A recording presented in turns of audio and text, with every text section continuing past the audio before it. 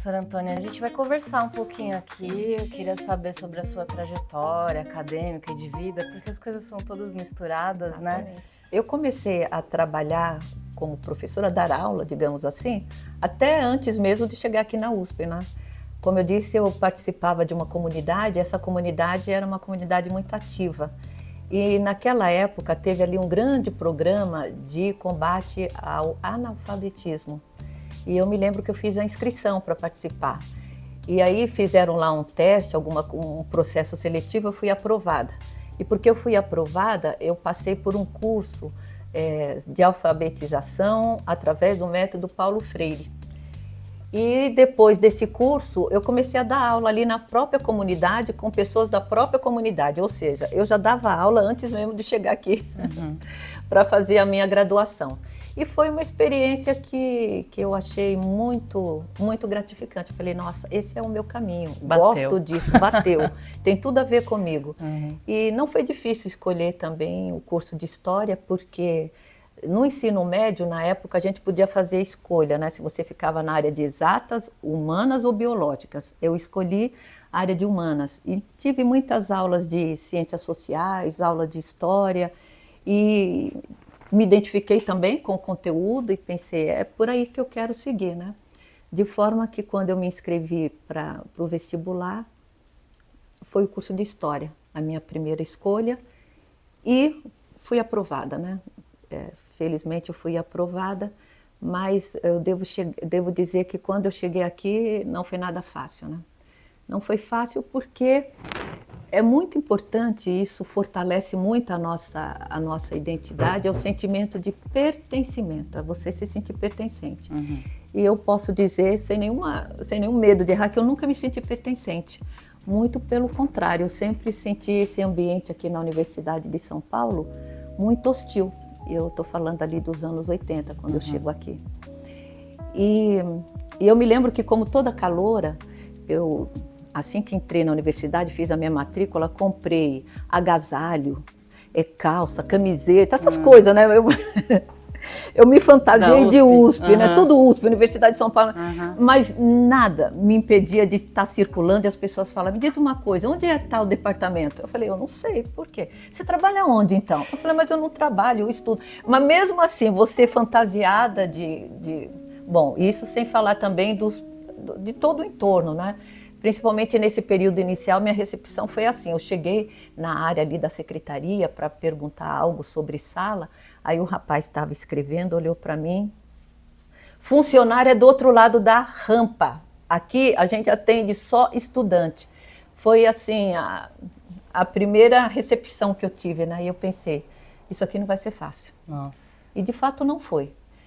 Era um espaço tão elitista, você não tem ideia. Eu tinha uma colega... Isso porque era o curso de História, Isso né? porque era a FEFELESH, anos 80. Eu tinha uma colega que vinha com um motorista particular. Esse motorista particular, ele vinha uniformizado. Eu nunca tinha visto um chofer uniformizado. Mas o que me deixava mais chocada é que ele ficava ali aguardando a aula terminar, de pé do lado ali. Eu falei, mas ele não pode nem entrar e sentar? Era uma coisa assim, eu pensava, que mundo é esse? Absolutamente distante da minha realidade. E um outro ponto, os professores falavam uma língua que eu não entendia. Eu falei, mas o que esse professor está falando? Porque a linguagem acadêmica, para quem vem da periferia, acho que agora melhorou um pouco, né? Mas é uma linguagem tão rebuscada que eu ficava pensando, o que ele está falando?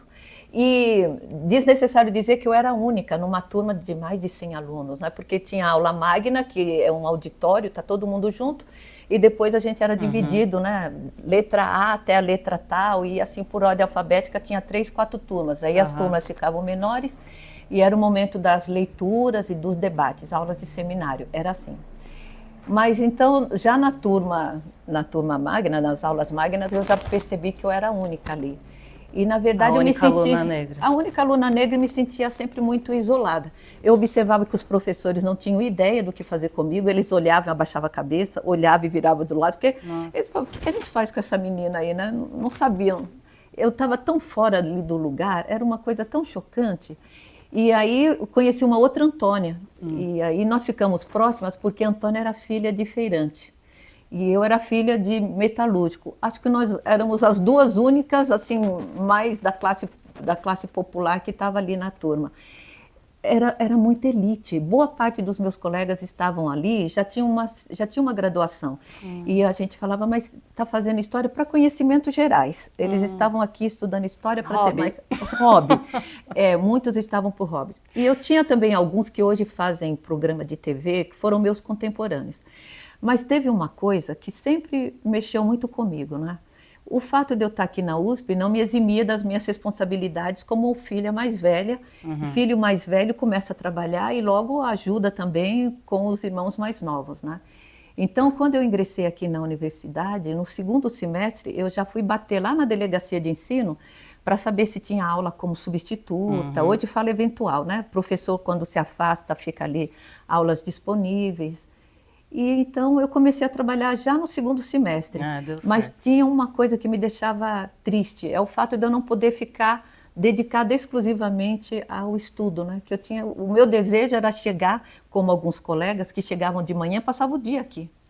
Compravam os livros, eu não comprava os livros, eu tinha o livro da biblioteca. E mesmo com esse estranhamento, assim, com os professores, você estava lá disciplinada em estudar. Eu estava lá disciplinada, mas eu não era aquela aluna que interagia, que discutia com o professor, até porque também tinha a militância, né? Tinha os alunos militantes que estavam ali, que também monopolizavam um pouco ali a conversa, né? E que estavam ali não para fazer o curso, depois que eu descobri, né? O pessoal falou, olha, ele já está aqui há 10 anos, esses alunos eles já estão aqui há 8 anos, eles estão aqui, quando chega o período de prova, eles somem, porque eles não estão aqui para fazer o curso, estão aqui exatamente para isso.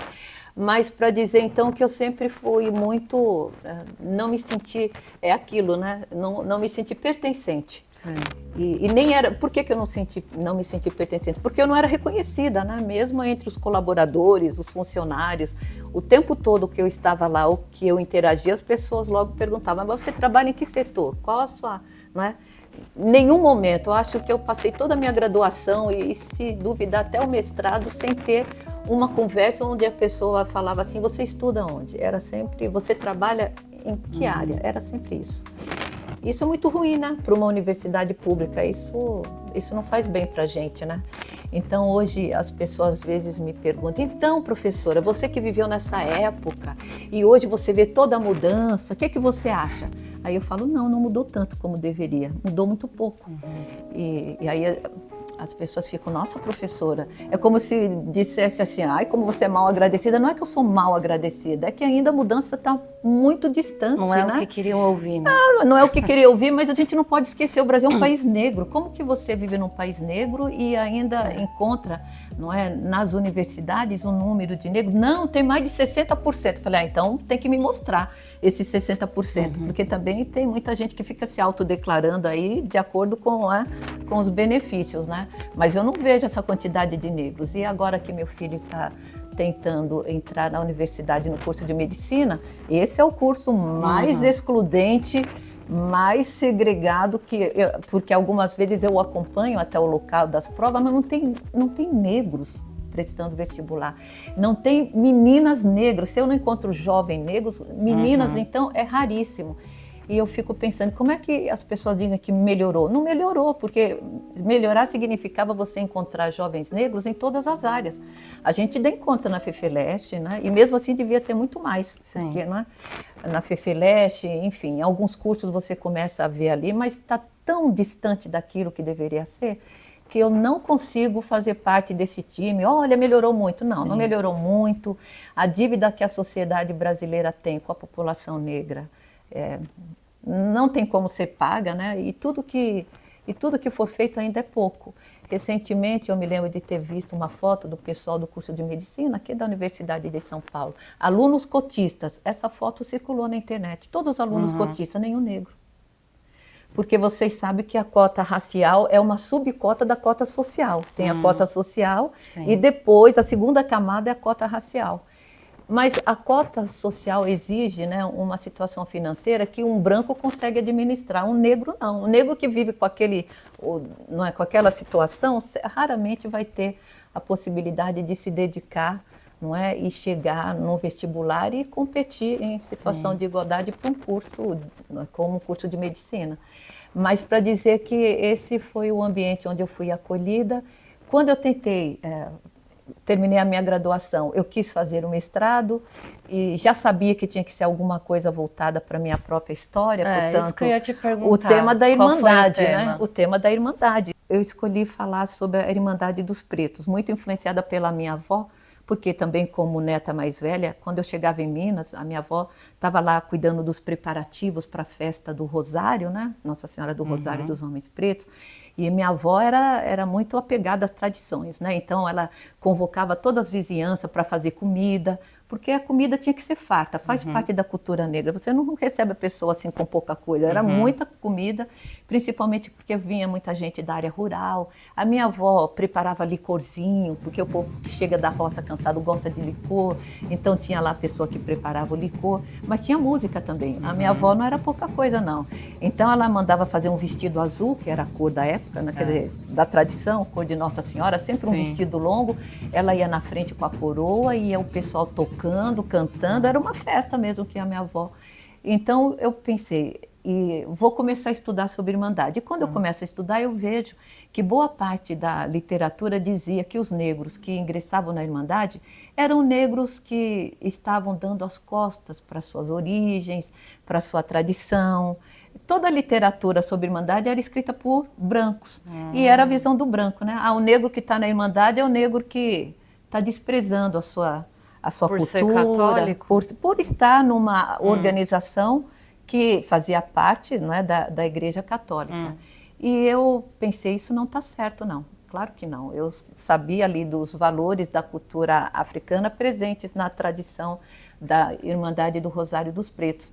E foi assim que despertou meu interesse. Então, eu escrevo um projeto e na época era assim, você colocava nos escaninhos dos professores e aguardava que algum professor, então, você deixava seu contato, dissesse, olha, tudo bem, eu posso te ajudar, te orientar. Era assim que funcionava.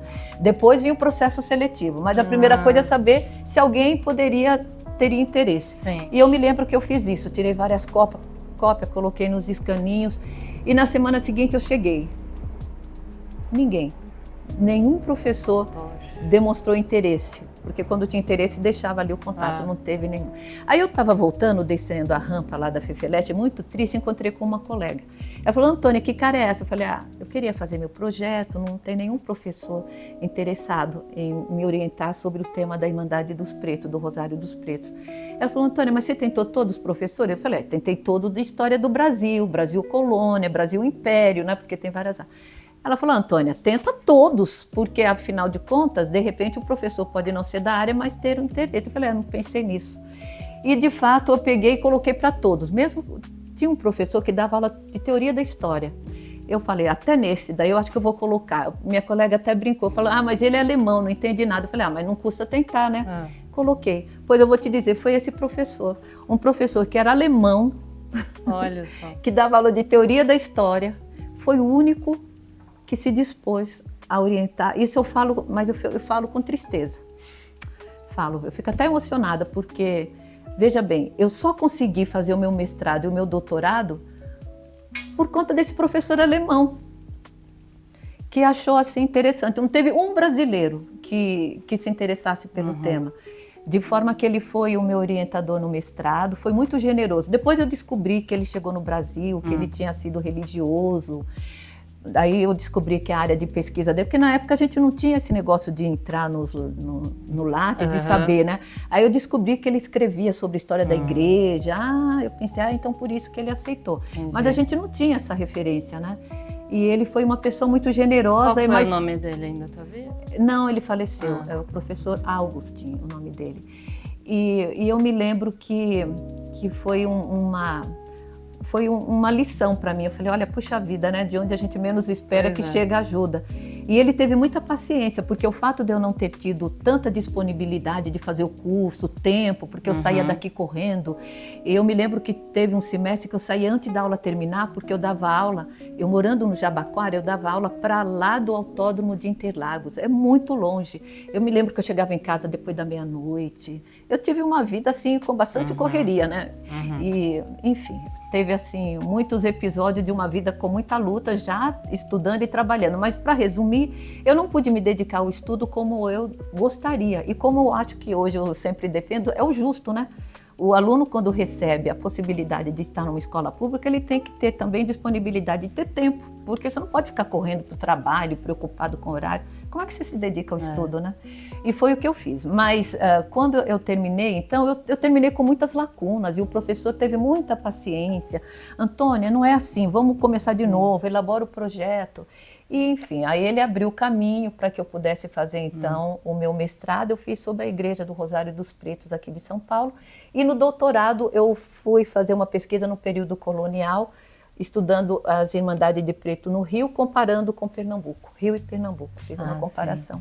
Sim. E antes da gente terminar, eu queria que você comentasse um pouco da sua experiência lá em Portugal. Ah, pois é, eu recebi Como uma foi? bolsa, eu recebi. Teve um problema muito sério, onde alguns brasileiros, não sei se acadêmicos, foram deportados. Aquilo criou um mal-estar muito grande na relação entre Brasil e Portugal. E talvez nesse contexto, quando eu li ali na USP que Portugal estava abrindo ali a possibilidade de fazer, Você de estava receber no mestrado ou estudante. doutorado? Eu tinha terminado o mestrado. Eu então me candidatei e talvez por conta disso, eu imagino, e também por conta da qualidade do meu... Sim, com certeza, né? da qualidade do projeto que eu apresentei, eu fui aprovada e então passei uma temporada em Portugal, em Lisboa, mas foi muito bom para saber. E aí mudou um pouco a pesquisa? Não, aí foi no período que eu fazia pesquisa sobre Irmandade do Rosário em Pernambuco e no Rio de Janeiro, porque os nossos documentos estão lá, né? Período colonial, o Brasil foi colônia, está tudo guardado nos cofres lá de Lisboa. Continuam lá. Então, todo pesquisador que quer conhecer a fundo o período colonial precisa. Houve um processo de digitalização, mas não digitalizaram tudo, porque tem obras muito raras, né? De difícil manuseio. Mas foi assim que eu cheguei e passei uma temporada lá, como foi? Foi uma temporada difícil, porque é a primeira vez que eu me separei da família, família grande, foi a primeira vez que eu morei sozinha. Mas, por outro lado, também foi uma lição, um aprendizado. Deu para perceber que eu jamais poderia ser feliz vivendo fora do Brasil, né? Que aqui é o meu lugar. Eu tenho parentes que moram fora, não querem voltar. Eu penso, não tem nada a ver comigo. Eu posso até visitar alguns lugares, mas aqui é onde eu quero viver. Eu passei a apreciar muito mais o povo brasileiro, a cultura brasileira, quando eu tive essa referência, né? Sim. Legal, gente. Então, obrigada. Eu que agradeço. Mais esse pedaço da sua trajetória. Mais esse pedaço, é verdade. Interessante, longa, cheia de desafios. Cheia de desafios. Mas a gente sempre chega fortalecido, né? Todas essas experiências nos fortalecem. Para chegar quem você é hoje, né? E sem falar o apoio da família, né? Eu me lembro que no meu mestrado trouxe mãe, pai, trouxe prima, trouxe tia, trouxe vizinha. A gente enegreceu ali, era ali tem a sala de defesa, né, da Fefelete, ali na Rua do Lago. Os pretos estavam todos lá, a gente ocupou aquele espaço, né? O pessoal, mas você vai levar a família toda? Eu falei, claro, mãe, pai. Imagina minha mãe e meu pai, se não vão, tem que estar lá, né? Sim. Eu acho que não era muito habitual, né? Hoje eu teria tirado foto, filmado, mas naquela época a gente não tinha essa ideia. Mas foi muito bom, foi muito bom. Obrigada, De nada, querida.